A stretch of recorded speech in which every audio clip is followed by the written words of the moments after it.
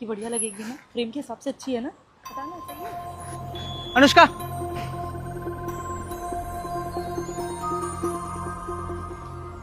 देखे बुक। तो इतना एक्साइटेड क्यों हो रहा है बुक को देख के? ये मुंशी प्रेमचंद की गोदान है, बहुत दिनों से पढ़ने की सोच रहा था, आज फाइनली मिल गई। भैया कितने की है? 295 रुपये। कुछ कम कर लोगे? आप 20-30 रुपये कम दे दीजिएगा। सुजीत फालतू में पैसे क्यों वेस्ट कर रहा है? इससे अच्छा कि ऑनलाइन डाउनलोड कर लेना पीडीएफ में और पढ़ लेना।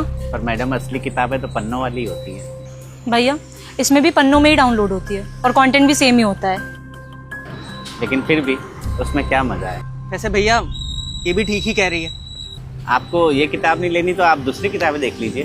मेरे पास इंग्लिश हिंदी राइटरों की अलग अलग किताबें हैं, सारा साहित्य मिलेगा आपको। भैया जब ऑनलाइन फ्री में मिल रहा है तो पैसे क्यों खर्च करें? और बात सिर्फ पैसों की नहीं है, हमें एनवायरनमेंट का भी तो थोड़ा ध्यान रखना होगा ना। जी मैं कुछ समझा नहीं। एक बात बताइए भैया, ये जो बुक्स बनाने के लिए पेपर्स आते हैं ये कहाँ से आते हैं? पेड़ों से, है ना? एग्जैक्टली। तो सोचो बुक्स बनाने के लिए कितने पेड़ काटे जाते हैं, इससे पॉल्यूशन नहीं बढ़ता? आज तक मैंने सुना था कि किताबों से ज्ञान बढ़ता है, पर किताबों से पोल्यूशन भी बढ़ता है, ये पहली बार सुन रहा हूं। चलिए बढ़ता होगा, पर कितना बढ़ता होगा? हम बाथरूम में टॉयलेट पेपर इस्तेमाल करते हैं, बाहर रेस्टोरेंट में जाते हैं तो टिश्यू पेपर इस्तेमाल करते हैं, उससे भी ज़्यादा बढ़ता होगा। शायद आपको पता हो कि टिश्यू पेपर को दोबारा रिसाइकिल नहीं किया जा सकता, लेकिन ये किताबें हैं जिनको आप बार बार पढ़ सकते हैं। आपने पढ़ ली तो अपने दोस्तों को पढ़ने के लिए दे सकते हैं। किताबें हैं जो सिर्फ ज्ञान फैलाती हैं, पोल्यूशन नहीं। आप ये किताबें लें या ना लें आपकी मर्जी है,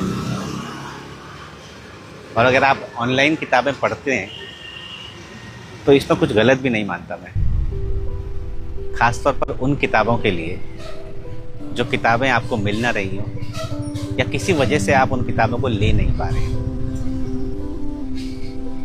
लेकिन जो किताबें आपके सामने हैं उनको खरीदकर, उनको पढ़कर, उनके पन्नों को छूकर आप इनके लेखक की दुनिया में जा सकते हैं। तो इन किताबों को खरीद कर पढ़िए।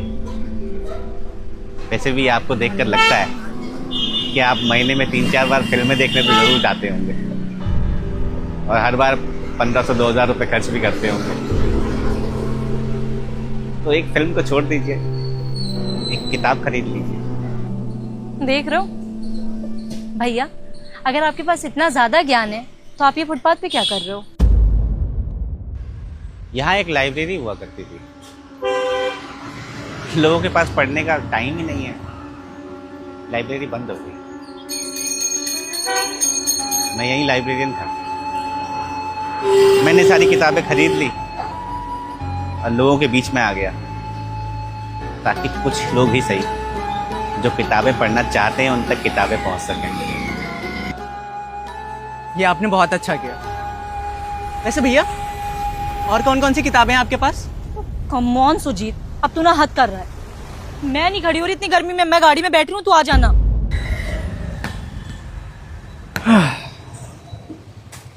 एक बात और भैया, किताबें इंसान की सबसे अच्छी दोस्त होती हैं, जो ऐसे साथ छोड़कर नहीं जाती।